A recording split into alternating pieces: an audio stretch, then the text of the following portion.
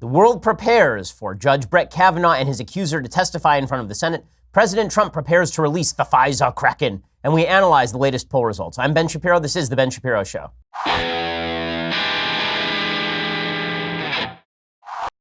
Oh man, I didn't even mention that Stormy Daniels has now described the president as junk. So we have to get to that also today because, I mean, come on, how could we ignore that? On Erev Yom Kippur, the day of repentance, we have to get in a little bit of last-minute frippery before we actually start the repentance that is happening tonight. Also, I do want to let you know, just right up front, that we do have a special that is beginning on Fox News this coming Sunday, the Ben Shapiro election special. So that is coming the next 4 weeks on Fox. We're really excited to bring you that. It should be a lot of fun. We're going to have special guests. We're going to be analyzing the news. We're going to be going through the polls. It's going to be just great. It's 8 p.m. on Sundays. So go check that out on Sunday. That will be our first episode. Very pumped up about that. Before we get to any of the other news, let me mention to you that there's no reason for you to continue to rack up enormous sums of credit card debt. Instead, with Lending Club, you can consolidate your debt or pay off credit cards with one fixed monthly payment. Since 2007, Lending Club has helped millions of people regain control of their finances with affordable fixed-rate personal loans. No trips to a bank, no high-interest credit cards. Just go to lendingclub.com. Tell them about yourself, how much you want to borrow. Pick the terms that are right for you. If you're approved, your loan is automatically deposited into your bank account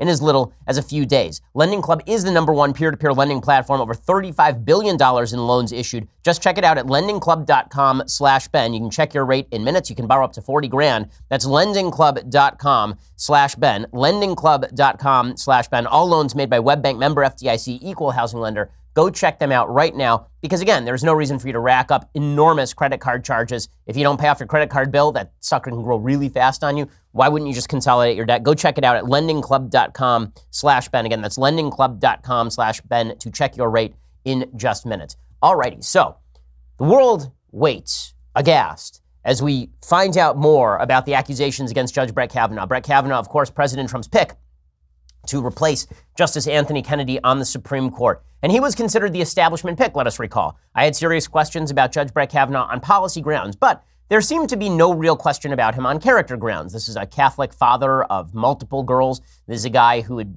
been very active in his community. This is somebody who coached his girls' basketball team. And now there's an accuser who has come forward. Her name is Christine Ford, and she has come forward and she suggests that back when Brett Kavanaugh was 17 years old and she was 15 years old at an unspecified party, at an unspecified date, at an unspecified location, he lay on top of her, tried to rip off her bathing suit, covered her mouth with his hand in an attempt to stifle her screams, and then somehow she escaped. And that's the accusation. And there are a bunch of things to be noted about this accusation. First of all, he was 17 at the time and she was 15, according to her. This is why it's good to go to juvenile court when stuff like this happens, because for a lot of juvenile crimes, the records on this sort of thing would be sealed, right? I mean, we have a general presumption with regard to teenagers that teenagers are to be granted a little bit more leeway. Now, listen, I'm not somebody who actually likes that argument a whole heck of a lot, depending on the nature and severity of the crime. I think there are a lot of cases in which teens ought to be tried as adults if you're talking about rape or murder. But in this particular case, the FBI was told about this, and they can't even check it out because there is no alleged crime that has taken place. Like, they don't even know what alleged crime would rise to the federal level, as I mentioned yesterday. And they have no facts to go on here. And she has no facts that she has provided that would actually allow for a specific investigation of what exactly happened over here. And what's even worse, her lawyers are now basically attempting to prevent her from saying anything of interest about it. Her own lawyer said that it's not important for her to provide corroboration for her story. Her lawyer basically said, her name is Deborah Katz. She says basically that this woman has no obligation to provide any evidence that these accusations are even true. She can just throw it out there and we're all supposed to believe it without any further corroboration. And has your client spoken to any of those other guys or that girl who could help corroborate her story? She's not. And why not? Is it time to do that? That's not her job to do that. If this is going to be investigated, it should be done by investigators. Okay, well, what exactly is that supposed to mean? The FBI can't investigate. She hasn't given any corroborating details. Who's supposed to investigate this? And the left is using the FBI as though they're the super secret police. The FBI is a law enforcement body tasked with the enforcement of federal law. They are not the great master detectives. It's not like there's the regular detective and then there's Sherlock Holmes, and Sherlock Holmes is the FBI. That's not how this thing works. It's not, we don't have enough evidence to actually show something happened, but the FBI, they will ferret out the truth. It's funny how the left has come to rely on the FBI this way. as opposed to, actually holding hearings on this issue. So yesterday, Senator Chuck Grassley invited the alleged victim, Christine Blasey Ford, invited her to speak in front of the Senate committee, and supposedly she accepted. According to CNN, the Republican leader of the Senate Judiciary Committee said on Monday he would convene remarkable new public hearings in a week's time after sexual assault allegations emerged against Supreme Court nominee Brett Kavanaugh. Both Kavanaugh and the woman who has accused him of physical and sexual assault, Christine Blasey Ford, will testify before the panel, setting up a blockbuster event that could decide Kavanaugh's fate. The announcement, made under pressure from lawmakers to fully examine the new claims, will delay what had been a glide path toward confirmation for President Trump's nominee. The political stakes for the White House and members of Congress are enormous as the Me Too movement galvanizes women ahead of key congressional elections in November. Now, make no mistake, the only thing the left wants out of this is a withdrawn Kavanaugh nomination in the hopes that somehow, for some desperate reason, Democrats will take the Senate in November, and by the time Trump can nominate somebody else and go through the process, it will be a Democratic Senate that can reject the nominee. That's the actual plan here. It has nothing to do with Brett Kavanaugh. It has nothing to do with the seriousness of the charges. The Democrats are not treating the charges seriously. Dianne Feinstein, who originally received these in July. She did nothing for 8 weeks. For 8 weeks, she did nothing. Nothing. She didn't tell her Senate Democratic colleagues. She didn't tell the rest of the Senate. She didn't ask any questions of Kavanaugh in writing or in person. She didn't have a phone call with Kavanaugh. She didn't talk to the lady, presumably.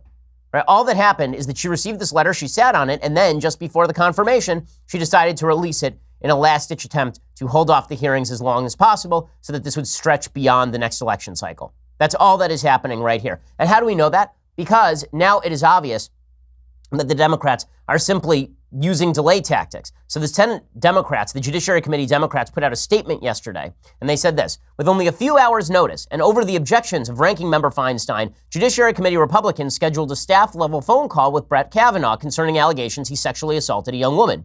In view of the enormity and seriousness of these allegations, a staff-only phone call behind closed doors is unacceptable, and Democratic staff will not participate. This isn't how things should be done, and is in complete violation of how this committee has worked in the past. The FBI has the resources and know-how to conduct an objective, independent evaluation of these sensitive allegations with appropriately trained investigators. This isn't just about an interview. It's about analyzing information and gathering the facts. That's what the FBI does, and that's why they're in charge of the background review process. Except that the FBI has already kicked this to the White House. They said, we have no basis for investigation here. What the hell are you talking about? So Democrats are throwing this to the FBI so that they can avoid actually going forward with a hearing that might clear this up. Their entire goal is to smear Brett Kavanaugh. Whether this woman is telling the truth or not, that is not relevant to the Democrats. The Democrats in the Senate Judiciary Committee are obviously engaged in political brinksmanship here. This has nothing to do with guilt or innocence. It has nothing to do with the truth of the charges. It's one of the most scurrilous political attacks I've ever seen, whether she's telling the truth or not, because Democrats don't actually want to get at the truth. That's what's obvious from this procedural maneuvering. They're not doing this because they want to know what actually happened. They're not doing this because they think Brett Kavanaugh ought to be kicked off because they believe the charges. They're doing this because they want a delay so that they can stop whoever Trump nominates. That's all this is. This isn't about Kavanaugh versus Christine Blasey Ford. This is about Roe v. Wade. This is about Democrats want to uphold what they believe to be a left majority on the Supreme Court. Now, the irony is that Kavanaugh probably wouldn't vote to overturn Roe v. Wade in the first place. But that doesn't actually matter. For Democrats, it is important they stop whatever this nomination is. The Democrats continue. They say, if that review is closed, we call on the FBI to reopen it and properly investigate this new important information. Like, based on what? Again, based on what? If you're the FBI, how do you possibly look at charges that are so unspecific? We don't know date. We don't know time. We don't know location. We don't know in maybe year. Or I mean, I guess that the accusation is summer of 1982. Summer of 1982 in an unspecified place. What is the FBI supposed to do with that? Use a time machine? This isn't Minority Report. Okay, Tom Cruise isn't in the back room with a bunch of weird goo people trying to figure out what's going to happen in the future and prevent future crime. Okay, that's not how this works. But of course, the Democrats know that. This is all a cynical ploy. I do love how Democrats are playing all of this. They say that she is absolutely believable. What makes her absolutely believable? That it's useful. Like Barbara Boxer, who is just an idiot, former senator from the state of California. She was on MSNBC. She was the stupidest woman in the United States Senate. She's no longer there. Now it's Feinstein and Kamala Harris. Feinstein is smart. Kamala Harris is not. Barbara Boxer says, we should believe this woman. Why should we believe this woman? Well, because we should believe this woman. But why, you ask? Well, because we should. Here's Barbara Boxer explaining. This woman is to be believed. Anna Eshoo is one of the most incredible people I know in this world. She has a heart of gold and she's sharp. She knows after sitting with that woman, you can believe Anna Eshoo and you can believe Dr. Ford. This was attempted rape. And this is a woman who exhibits, Dr. Ford, courage, but the classic signs of post-traumatic stress. What in the world? Again, where's the evidence that this is true? Well, the evidence is that she wants it to be true. And we've seen this on both sides of the aisle, right? We've seen that there are folks on the right who are like, oh, well, I don't believe the Roy Moore allegations.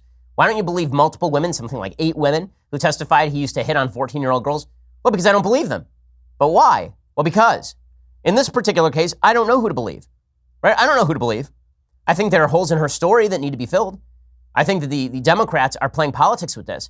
But Democrats are all fired sure that this woman's allegations are real. Why? Well, because it's politically convenient. Here's Chuck Schumer. I think the allegations of Professor Ford are extremely credible. Yeah. She took a lie detector test.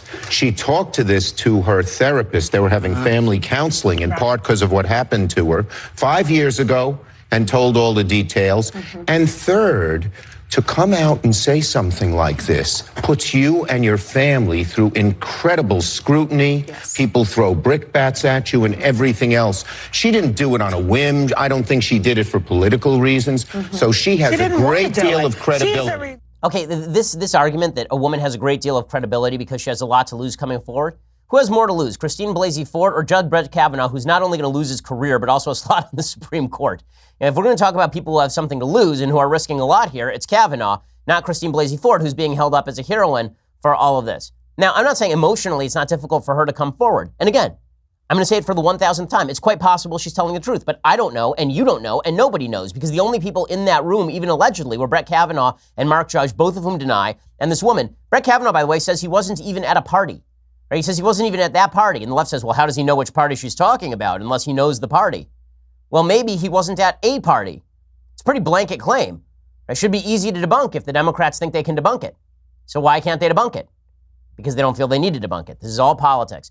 And I'll talk in a minute about the lie detector side of this, what Chuck Schumer has to say right there, because it's just asinine. But first, let's talk about the possibility of natural disaster. So you're watching Tropical Depression Florence batter the East Coast. People who are holed up in their houses, maybe have no place to go. And you hope that everybody is stocked up. You hope that everybody is able to take care of their family. Well, you should be one of those people. And when there is some sort of disaster, no power, refrigeration failing, stores closed, this is when it would be good to have some emergency food on hand. I trust My Patriot Supply for dependable food storage, and you should as well. Every person in your household should have at least a 2-week emergency food supply from My Patriot Supply. This week, they're offering a special price of only $75 for a food kit that contains 92 servings of breakfasts, lunches, and dinners. Call 888-803-1413 or go to my special website, preparewithben.com. The food lasts up to 25 years in storage, only $75. That includes a rugged tote. Order now, 888-803-1413 or preparewithben.com. Again, that's 888-803-1413 or preparewithben.com. Go check it out right now. You should be prepared in case of emergency. Your family should be prepared. The government tells you ought to be prepared. So you should go check it out right now and make sure that you are, in case, God forbid, you're going to need to use it. 888-803-1413, preparewithben.com. Again, $75 for 92 servings of breakfast, lunches, and dinners. Check it out right now, preparewithben.com. So you heard Chuck Schumer there say that this woman took a lie detector test.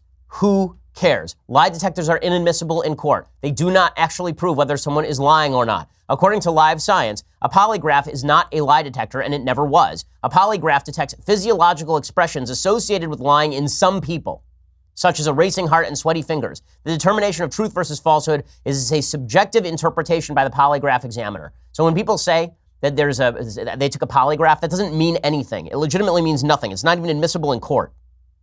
And this is now proof that she is absolutely telling the truth. By the way, she could be telling the truth about what she thinks she believes. People actually, over time, people have memories of events that are not necessarily the most accurate, but you start to believe that that was your memory of the event because memories change over time. I'm not even accusing this woman of bad faith. All I'm saying is that if there's no corroborative evidence, there is no way to suggest that she is more believable than Brett Kavanaugh. So President Trump responds to these accusations. Here's what President Trump has to say. Judge Kavanaugh is one of the finest people that I've ever known. He's an outstanding judge, respected by everybody. never had even a little blemish on his record. The FBI has, I think, gone through a process 6 times with him over the years where he went to higher and higher positions. He is somebody very special. Okay, this is just, it is cynical garbage. And how can you tell that it's cynical garbage the way the Democrats are playing this? Again, not the accusation, the way the Democrats are playing it. How can you tell it's cynical garbage? Listen to Donna Brazile. Donna Brazile was the head of the DNC briefly before it turned out that she was feeding debate questions, allegedly, to Hillary Clinton against Bernie Sanders, and then she was ousted. Well, she's still a respected figure in Democratic circles for some odd reason. But here's Donna Brazile explain. This, in a nutshell, is why Democrats are doing this. Democrats are doing this as a delay tactic. They are obvious about it. They are not hiding the ball. Here is Donna Brazile explaining. Does that sound right to you, about a 1 in 3 chance of winning the Senate? Absolutely. Look, at the beginning of this cycle, we thought that the Republicans would take 60 seats in the Senate. But Democrats are doing well in states that Donald Trump won in 2016. Joe Manchin is doing very well. So, yes, we're confident, not overconfident, but confident that we can run the tables in the Senate. That's what this is about. Delay it until they run the table in the Senate, then they have a majority, then they can reject Brett Kavanaugh or anyone else Trump nominates and keep the Supreme Court seat open until after 2020, claiming that Trump is under FBI investigation, which he is not, and therefore that President Trump has no ability to appoint a Supreme Court justice. Now, listen, the Republicans know what's going on here, right? Mitch McConnell knows what's going on here. So the Senate Majority Leader, he says, listen, it's obvious what's happening here. Democrats waited until the 11th hour to dump this allegation, specifically in an attempt to scuttle Kavanaugh. This is not about getting to the truth in any real way. Yet chose to keep secret until the 11th hour. Neither she nor any of her Democratic colleagues chose to raise this allegation during the committee staff's bipartisan background calls with the nominee. Okay, all of this is true, what he is saying, and it is absurd the lengths to which the left is going on this. When I say it's absurd, I mean legitimately absurd. So now they have people like Julia Louis-Dreyfus signing letters in support of the accuser. What the hell does the Veep star have to do with anything? The answer is nothing. The answer is nothing. She signed a letter signed by 200 women from this woman's high school who say, quote, "We believe Dr. Blasey Ford and are grateful that she came forward to tell her story." So the hell what? My gardener signed a letter in favor of Judge Brett Kavanaugh. Ooh, my pool guy signed a letter in favor of Judge Brett Kavanaugh. Like, what in the world does Julia Louis-Dreyfus have to do with any of this? Was she present at the party? Nope. Did she know Brett Kavanaugh? Nope. She once went to a high school that this woman also at one point attended. Wow. Ooh. I went to Walter Reed Junior Middle School.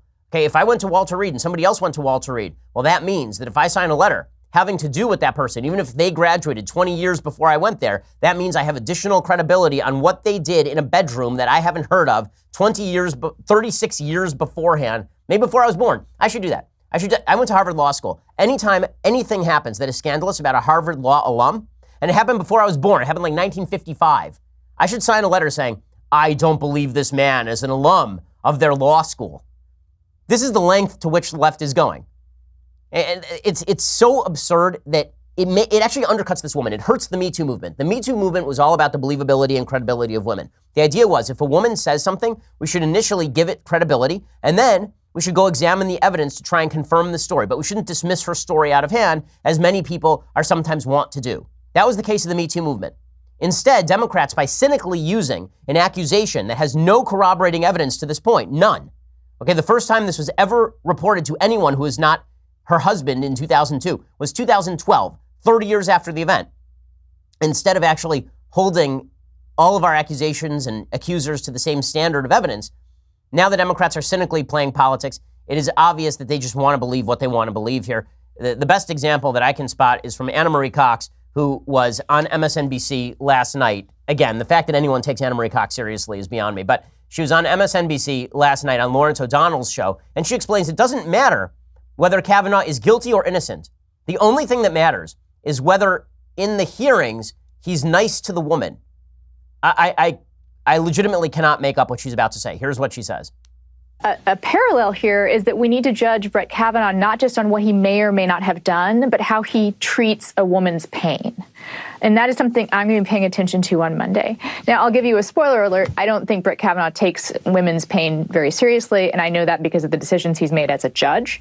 But I think that to have that unfold on national television live will be quite instructive. Okay. I don't flip people off on this show, but you have no idea how tempted I am to throw up a double bird at that one. I mean, that is just disgusting. That's disgusting. So if a woman accuses me, like Ben Shapiro, the woman accuses me of rape, and I say she's totally full of crap, this is made up for political purposes, then Anna Marie Cox's question is going to be, do I treat her pain with respect?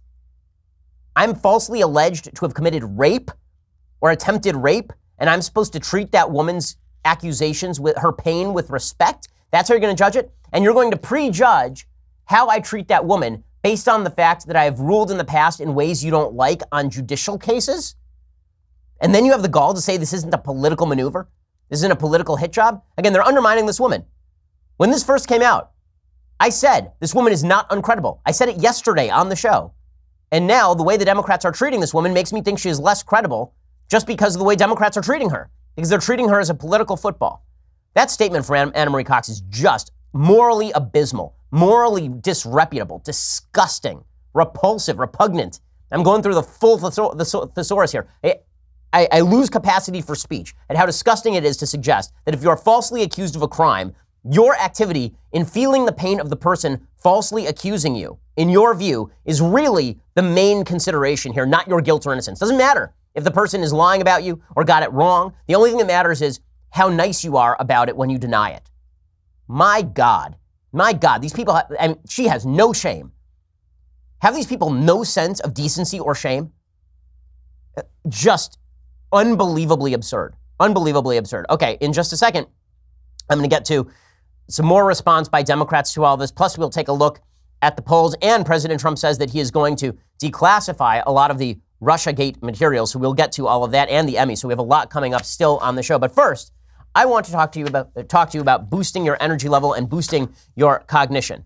We live in a fast-paced, multitasking world that demands quick thinking. You want to be razor sharp, on top of your game all the time. And this is why you ought to be checking out Omax Cognitive Boost. It's a game-changing solution. It fuels peak performance. It boosts memory, focus, energy, all-around crystal clear thinking. Folks in the office have taken it. They've told me that this really does work for them. Omax is offering my listeners 70% off a 1-month supply of Cognitive Boost, plus free shipping and that 60-day money-back guarantee. Go to omaxboost.com/Shapiro today. Take advantage of the savings. That is omaxboost.com/Shapiro for 70% off a 1-month supply. Cognitive Boost directly impacts physical and mental performance, strength, agility, you'll feel more awake, basically. So if you're ready to optimize your mind and body's fullest potential, then go check it out, Omax Cognitive Boost, omaxboost.com/Shapiro today. Get 70% off a 1-month supply, plus free shipping and a 60-day money-back guarantee. That's omaxboost.com/Shapiro to get a 70% off a 1-month supply, free shipping, 60-day money-back guarantee. So if you don't like it, you're not going to lose any money on it. omaxboost.com/Shapiro. Terms and conditions do apply. All right, so it's not just Anna Marie Cox saying something just morally excruciatingly disgusting there. It's also Matthew Dowd. So Matthew Dowd is the supposed conservative analyst on ABC Political News. He's on their Sunday shows a lot.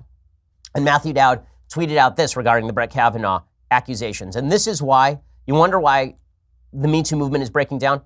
What the left has a tendency to do is take issues where we are unified and then pick cases where there is not enough evidence for unity to be merited, and then claim that lack of unity on this particular case demonstrates lack of unity on the underlying issue. Here's what I mean. The left will say police shooting black people in racist fashion is bad. And people on the right go, that's of course. And then the left will say, Michael Brown was a gentle giant who was shot in cold blood in the back by a white police officer.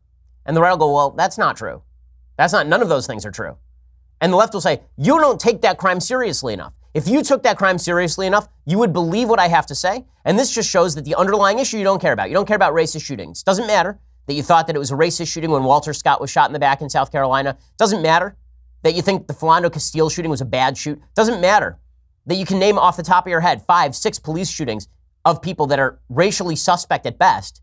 If you don't agree with me on this fringe case where the evidence is not on my side, it demonstrates you don't have any care about the underlying issue. And that's the way the left likes to play these things. And they're doing the same thing with regard to the Me Too movement. Folks on the right are not in favor of sexual assault, God forbid. That's insane. That's insane. Okay, I'm the most sexually pure person that I have ever heard of in secular culture. In the religious community, okay, I'm pretty common, but in the non-religious community, I'm a dude who has had sex with one woman ever, and it's my wife. And it was after we were married. And I was 24 when we got married. So I'm pretty good about this stuff. I believe that rapists should be castrated or killed. I think rape is a worse crime than murder in many cases. I think sexual abuse is the worst thing you can do to a human being, basically. And the implication is if I have questions about this woman's account because there's not enough evidence to verify it, that this means I don't care about sexual assault. That's how the Me Too movement falls apart. That's how you take an issue where 90% of Americans agree and turn it into an issue where 55% of Americans agree. And the left likes to do this. The left wants to do this. I don't think it's just the left, by the way. I think that on the right, there's a tendency to do this with regard to the American flag, for example. I think most Americans are not in favor of kneeling for the American flag. President Trump, by injecting himself into the American flag kneeling situation, he may be technically right, but he's also allowing a polarization around a specific issue that's not good for the country. The left does this on far less of an evidentiary basis than Trump does about kneeling for the flag. The left picks cases like this Christine Ford case, where all we're saying is, can we see some more evidence? And they say, well, if you don't just believe the woman, it's because you don't care about sexual assault. If you don't just see and believe, hear and believe, then that means you don't care enough about women. Matthew Dowd plays this game. He says it was despicable and outrageous what happened to Anita Hill more than 25 years ago, and a sexual predator was given a lifetime seat on the Supreme Court. By the way, never been proved that Clarence Thomas is a sexual predator. I mentioned yesterday there are a lot of holes in Anita Hill's story. There are a lot of holes at the time in Anita Hill's story. She originally wanted to be anonymous before she came forward. Once she came forward, there are a bunch of problems with her story, including the witnesses she talked to, including the fact that she called Clarence Thomas many, many times over many years after the supposed incident. Matthew Dowd doesn't care. He just labels Clarence Thomas a sexual predator. He said, let's hope history doesn't repeat itself in 2018. This is the supposed conservative at ABC. And then he continues, and he says, I don't know if the allegations against Kavanaugh are true. But keep in mind, every high-profile man accused of sexual abuse denies it and has released a list of women saying they are a good guy, and each one turned out to be an abuser. So let me get this straight. If you don't deny it, and you don't provide a list of character witnesses, you're guilty. If you do deny it, and you provide a list of character witnesses, you're guilty. This is the Monty Python witch test. If we throw her in the water and she's heavier than a duck, and she floats, and she must be a witch. Right? This isn't. How can you have any semblance of justice under these conditions? How can you have any semblance of sanity or certitude or decency under these conditions? And then Matthew Dowd continues. He says, enough with the he said, she said storyline. If this is he said, she said, then let's believe the she in these scenarios. Why? Why? Like, really, why? Without any corroborative evidence? Are women inherently more believable? I don't understand the logic here. I thought that the basis of feminism is that men and women are to be treated exactly the same way. If that's the case, then why should we believe the woman over the man if he denies and she says it happened and there's no corroborative evidence? Like, I'm more than willing to believe her story if she can even provide any corroborative evidence, but you're providing none and then saying we should just believe the story. And he says, this is one of their favorite things, she has nothing to gain and everything to lose. Really? She has nothing to gain? What's that book deal going to be like at the end of this story? What's the TV deal going to be like at the end of this story? Anita Hill had everything to gain. Anita Hill is a famous human. She had an HBO full-on movie made about her and Clarence Thomas because supposedly he once said something about a pubic hair on a Coke can. Hey, this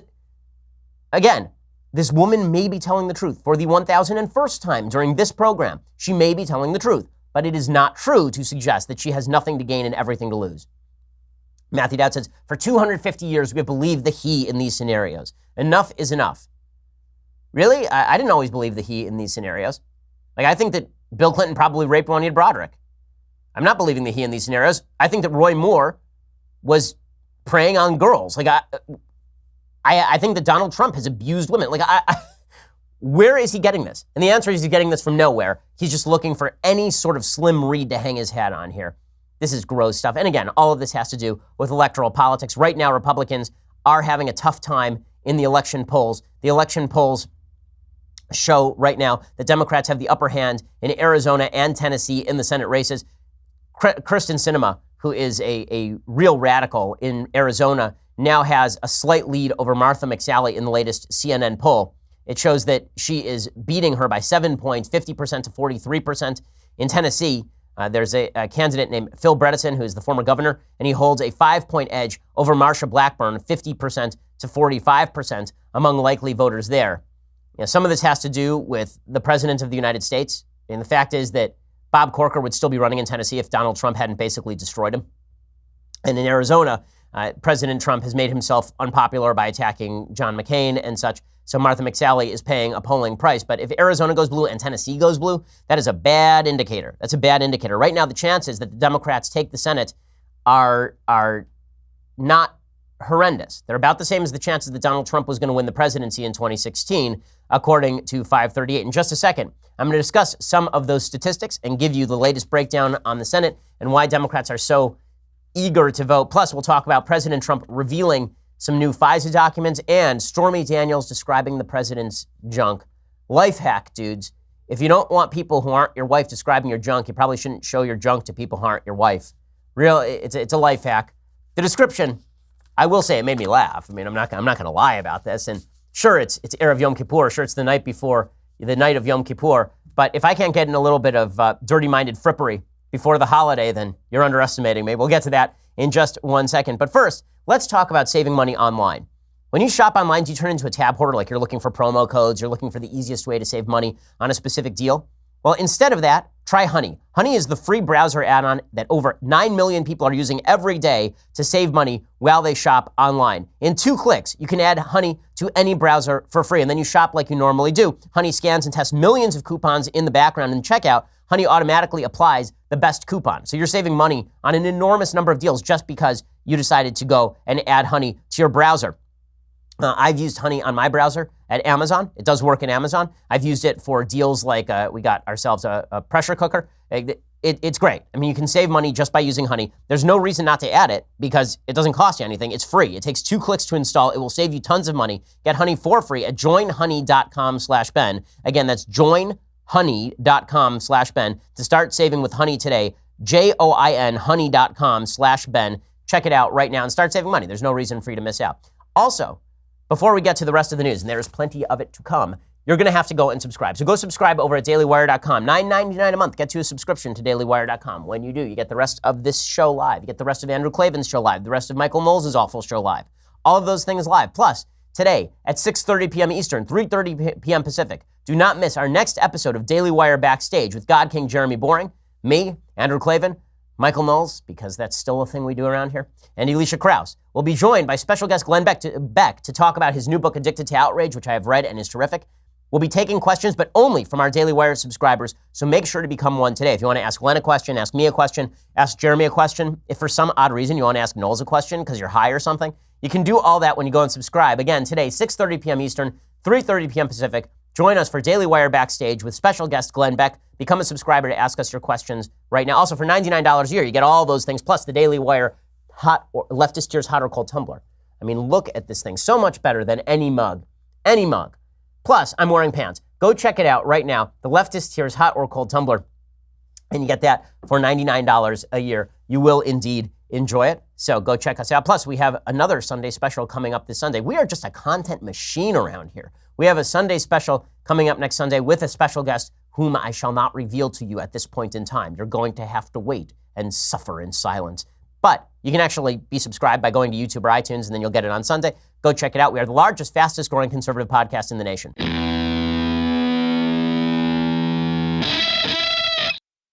So the reason the Democrats are trying to hold off on Kavanaugh, as I've been saying this entire time, is because they're hoping they win the Senate. According to 538, many of the individual race forecasts in the 538 Senate model, which launched on Wednesday, look pretty optimistic for Democrats. The model shows Manchin in strong position to retain his seat in West Virginia. It has Democrats as slight favorites to win GOP seats in Nevada and Arizona. It thinks Democratic incumbents like Claire McCaskill and Heidi Heitkamp could close well down the stretch. It even gives Beto O'Rourke a credible shot in Texas, although Cruz remains the favorite in that race. Right now, 538's House forecast is there is a 4 in 5 chance Democrats win control of Congress, a 1 in 5 chance that Republicans keep control of Congress. And when you take a look at their Senate forecasts basically say that there is a 2 in 3 shot that Republicans maintain the Senate, but there's a 1 in 3 shot that Republicans lose the Senate.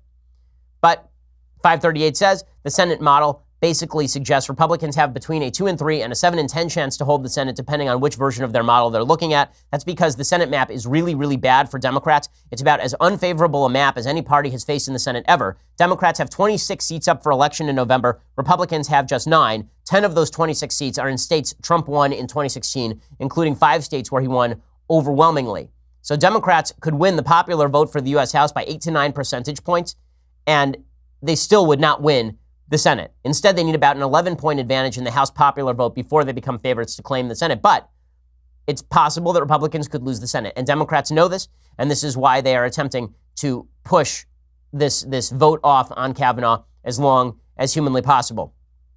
So the tailwind could be strong enough to carry them.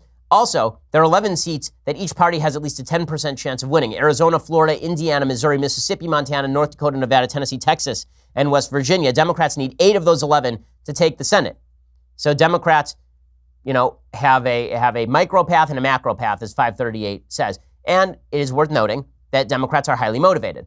Right now, if Republicans do not turn out to vote, they could lose the Senate. And then Trump has a Democratic Congress the last 2 years of his first term, which is a disaster for President Trump. He's going to be fighting investigations at every possible turn. Impeachment hearings will probably be held. Things will get very ugly very quickly. You can sense the Democrats are really mobilized. And the way that you can sense this is from people like Charles Blow, who has a piece titled Not Deranged, Determined. The piece, spoiler alert, is actually kind of deranged. It says, they told us that we suffered from Trump derangement syndrome. This, of course, is in the New York Times. An emotional and illogical obsession with opposing and unseating Donald Trump. They saw our principled stand against corruption and criminality, against immorality and hatred, as born of hyperpartisanship and the bruises of defeat. They were unable to see that our objection to Trump was an achingly particular phenomenon that transcended party tribalism and went to the core of who we are as a people and as a country. For us, it was clear. This man was wholly unacceptable as a matter of character, and true patriotism demanded that we say so without equivocation and unrelentingly.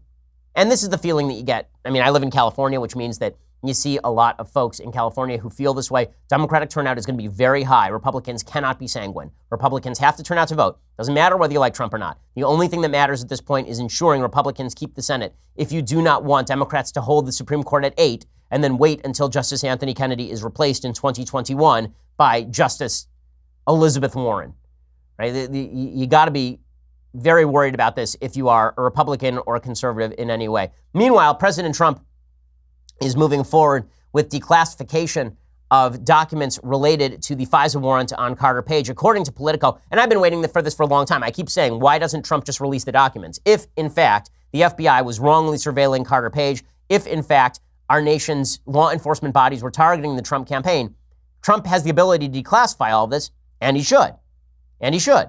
If he's got the goods, let's see the goods. Well, it appears that Trump is now moving toward the revelation of those goods, which I think adds some credibility to his accusations. Here's what Politico says about all of this. President Trump moved on Monday to immediately release a tranche of former FBI Director James Comey's text messages and declassify 20 pages of a surveillance application that targeted former campaign advisor Carter Page, Trump's latest offensive against a Russia investigation that has ensnared associates and has consumed his attention for much of his presidency. The breadth of the order came as a surprise and landed amid a full-court White House effort to shore up the Supreme Court nomination of Judge Brett Kavanaugh. Trump demanded the FBI produce 20 pages of the surveillance application, which Republicans on Capitol Hill have suggested would help show anti-Trump bias at the highest levels of the FBI. We're not going to be able to actually analyze how bad the Carter Page FISA warrant is until we actually see it. But the fact that Trump wants to reveal more of it, not less of it, is an indicator that at least he thinks that something nefarious was going on. Devin Nunes, who's been really pushing this at the House Government Oversight Committee, he says that a shocking number of people have bought the conspiracy theories, and the real conspiracy here is that the FBI was basically targeting Team Trump. But you are slowly starting to see this collapse in on them, even though the mainstream media is not covering this because they seem so focused on drinking the Russian Kool-Aid on terms of who's getting indicted by the special counsel, and instead focus on, look, was there any collusion between the Trump campaign and Russia, which the answer is no. So we'll see what's in the documents. And this is another case where I'm going to do the unpopular thing and say, I'm going to wait to see the actual documents before I jump to the FBI was targeting Trump. But the fact that Trump wants to release more, not less, is an indicator that at least he thinks he has some of the goods. on the so-called deep state targeting him. Well, in just a second, we're going to talk about Stormy Daniels at long last and her accusations in her new book, because she's a feminist heroine. Let me tell you, she is just a hero for the ages. We'll talk about that in just 1 second. So here is Stormy Daniels has a new book coming out, because you have to read a book by a porn star. I mean, come on. This is a woman who has forged her way using nothing but grit and her genitals toward the head of American public life. This is a woman who was featured on Saturday Night Live telling President Trump to step down because she had consensual sex with him a couple of times. I mean, just amazing stuff from Stormy Daniels. So the new book is called Full Disclosure, and it's now been obtained by the UK Guardian, which is the source of choice for all left-wingers. And basically, the Guardian acts as sort of a conduit for a lot of left-wing material, which is their prerogative. It's a left-wing newspaper. In it, Daniels describes her mounting disbelief as Trump began to win primary contests in 2016 for the Republican presidential nomination. Former castmates whom she had not heard from in years, but who had heard her story about sleeping with Trump in 2006, would call her up to marvel at the news. As Trump kept winning, Daniels writes, she began to think she might be in danger. And this is where she starts telling her stories again about how she was threatened in 2011 by somebody associated with Trump and all the rest of this, again, providing little to no evidence that this ever happened. She did take a $130,000 payment from Team Trump to shut up about it. And then, of course, she's getting a book deal, so that'll be lucrative for her. She continued to answer Trump's many phone calls over the next year after she had an affair with him back in 2006 in hopes that he would make good on his promise to put her on his reality television show, The Apprentice, Daniel writes. Trump even suggested that a cheat could be arranged to allow her to survive through more episodes of the show. Quote, we'll figure out a way to get you the challenges beforehand. She quotes him as saying, and we can devise your technique. He was going to have me cheat, and it was 100% his idea. Ooh, clearly, he is the nefarious character here. Not you, the porn star who had sex with a married man and then took $130,000 to shut up about it and had sex with him in the hopes that you'd get on TV. Clearly, the only bad character here is Trump. Now, listen, this is not me defending Trump. I think Trump, with regard to women, is dirt. I think he's terrible with regard to the way he's treated women over the course of his life. But Stormy Daniels is not a nun. Okay? Stormy Daniels is not the paragon of female virtue. She's not even the paragon of honesty. Come on. And this is ridiculous. Trump has denied any... I love this. She says, whenever she saw Trump on television for years afterward, Daniels writes, an internal monologue would play out. I had sex with that. I'd say to myself, but you did. Right, this was you. You're not a victim, lady. I mean, you decided you were going to have sex with a married man because you don't care about sex that much and because you thought that it would be worthwhile to get on The Apprentice. And then there's the part of the book that everybody cares deeply about. This is her first sexual encounter with Donald Trump. Trump's bodyguard invites Daniels to dinner, which turns out to be an invitation to Trump's penthouse, she writes, in a description of alleged events that Daniels has disclosed previously, but which in the book are rendered with new and lurid detail. She describes Trump's genitals, his penis, as, quote, smaller than average, but not freakishly small. I'm so glad we're doing this. Daniels writes, he knows he has an unusual penis. It has a huge mushroom head like a toadstool. All right. And she says, I lay there annoyed that I was getting bleeped by a guy with Yeti pubes and a bleep like a mushroom character in Mario Kart. It may have been the least impressive sex I'd ever had, but clearly he didn't share that opinion. Yeah, so now it's just she's trolling for Trump to respond to all of this. And, you know, I wouldn't be surprised if Trump does respond to all of this. He just has to decide whether he looks more like Yoshi or baby Luigi down there. Like, I don't understand. Legitimately, like this is where we are. And I look forward to the point when we can be asked about all this on stage. We now have 2 presidents in my lifetime who've had their penises described in national publications. Right? We now know what Bill Clinton's penis looked like according to Paula Jones.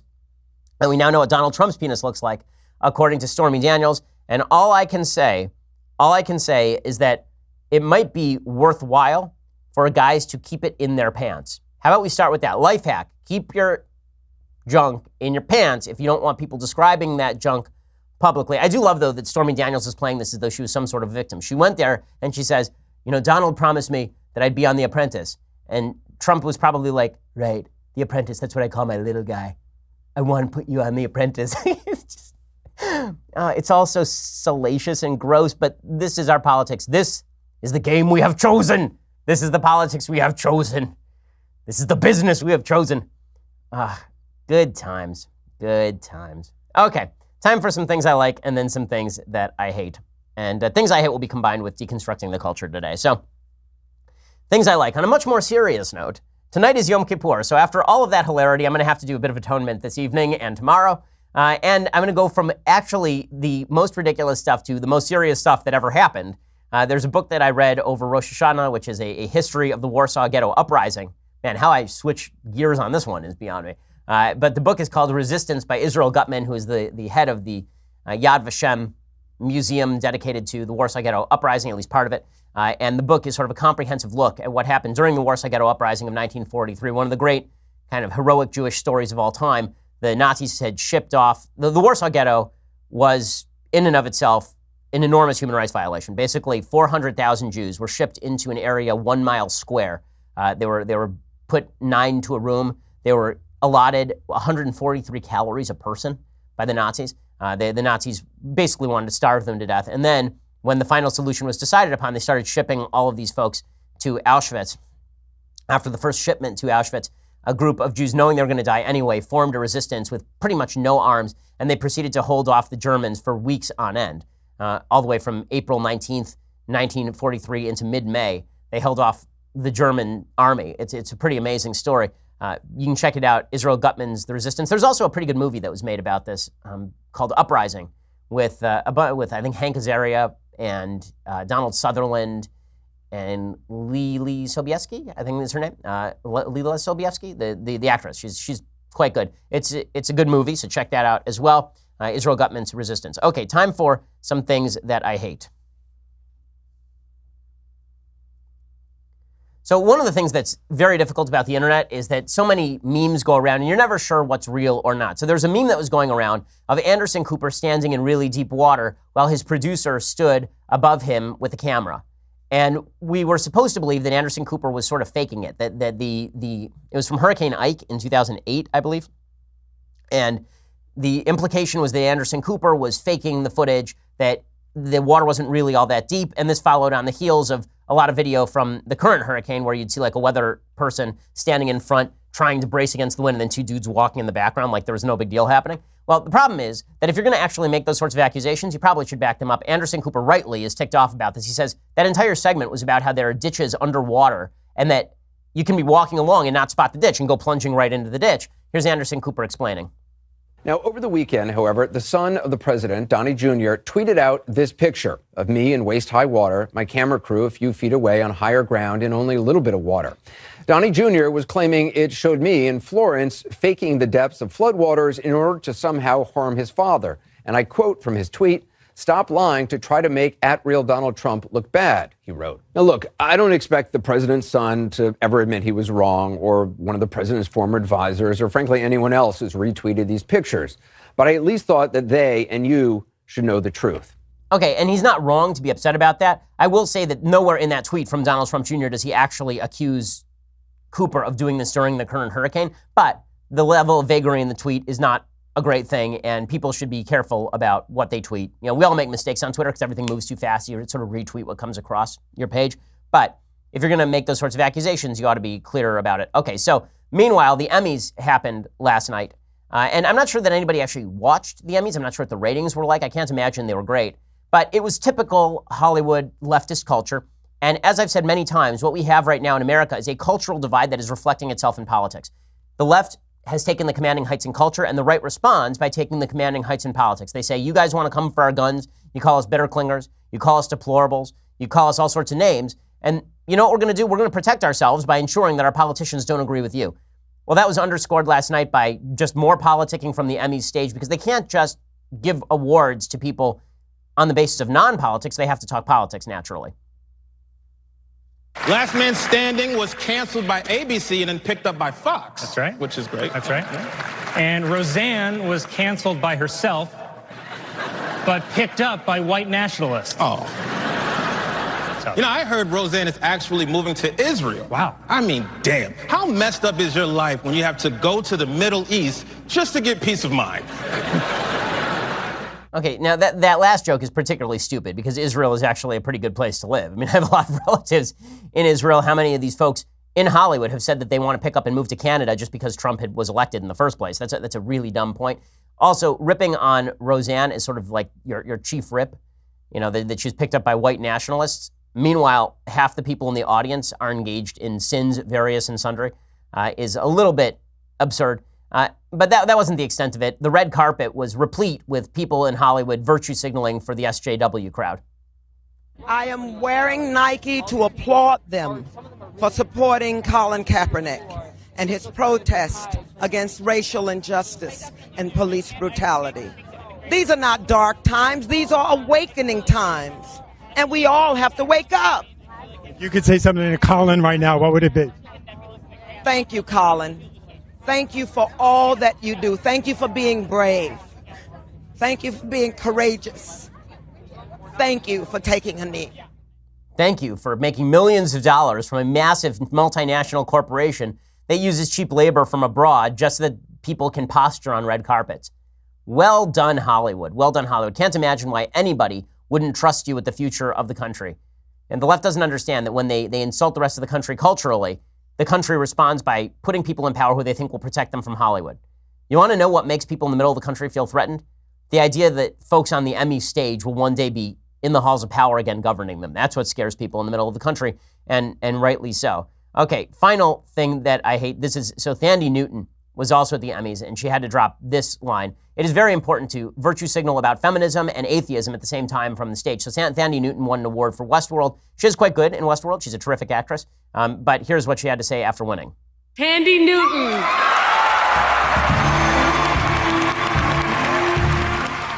I don't even believe in God, but I'm going to thank her tonight. Oh, well, I don't even believe in the Emmys, but I'm going to laugh at them right now because why do we possibly care what Thandie Newton thinks about God? The sort of disparaging remark that God is only God if God is a woman. We did this with Ariana Grande, who did a song the same way, and it was God is a woman, but God was apparently a very highly sexualized woman performing for the pleasure of men. So that was weird. But again, this sort of cultural sneering is not going to be to Hollywood's benefit, and I think that they haven't paid the price for it yet, but they will at some point in the future. Speaking of which, Sir Paul McCartney has a new song ripping President Trump as well. His new song talks about how terrible President Trump is. The song is called Despite Repeated Warnings, and it contains this jab against President Trump. What can we do?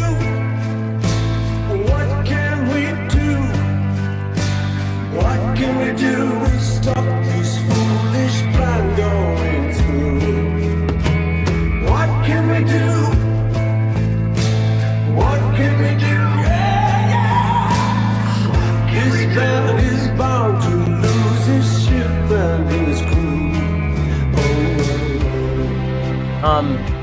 So I think the Beatles are the most overrated band in history, but this is much worse than the Beatles. Okay, Paul McCartney on his own is much worse than the Beatles. It's just a bad song. And also this kind of blunderbuss approach, this man is bound to lose his ship and his crew. Self-righteousness from people who can't read music is always weird to me. Like just the musical self-righteousness of these folks. Again, there are lots of reasons to criticize President Trump, but our cultural betters informing us why President Trump ought not be trusted on politics when I'll assume Paul McCartney knows about music somewhat, but I'm not going to assume he knows much about politics just because he writes songs like that. I'm not sure from that song he knows much about music because the song sucks. Okay, well, we will be back here, not tomorrow, because tomorrow is Yom Kippur. We will be back here on Thursday with all of the latest. I'm Ben Shapiro. This is The Ben Shapiro Show. The Ben Shapiro Show is produced by Senya Villarreal, executive producer Jeremy Boring, senior producer Jonathan Hay. Our supervising producer is Mathis Glover, and our technical producer is Austin Stevens. Edited by Alex Zingaro. Audio is mixed by Mike Caramina. Hair and makeup is by Jesua Alvera. The Ben Shapiro Show is a Daily Wire Forward Publishing production. Copyright Forward Publishing 2018.